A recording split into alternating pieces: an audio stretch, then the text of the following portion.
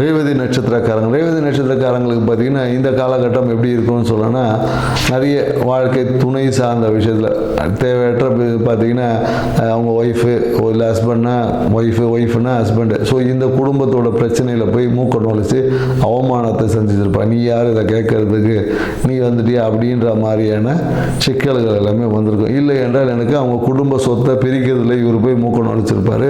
உங்களால் தான் என் குடும்பம் கெட்டு போச்சுன்னு சொல்லி ஒரு பிரச்சனை எல்லாமே வருவதற்கான வாய்ப்புகள் வந்து ரேவதி நட்சத்திரக்காரங்களுக்கு இந்த காலகட்டத்தில் என்னென்னாக்கா, நிறைய பேர் மனைவி பேரில் ஒரு தொழில் தொடங்கலாமான்னு ஒரு வாய்ப்பு.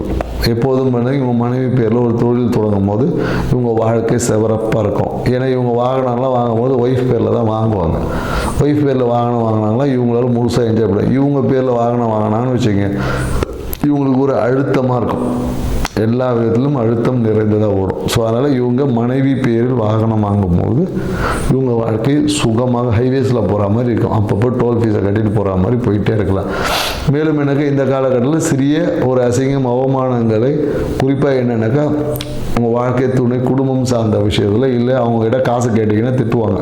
வாழ்க்கை துணை கேட்டு போயிட்டு இப்போ ஒய்ஃப்னா ஹஸ்பண்ட் கிட்ட காசு கேட்டிங்கன்னு வச்சுங்க, ஆமாம் காசு கேட்டியா நீ என்னத்த கொடுத்த ஏது வந்த அப்படின்னு சொல்லி பொருளாதாரம் சார்ந்த விஷயத்தில் சின்ன ஒரு அவப்பெயர் இருக்கும்.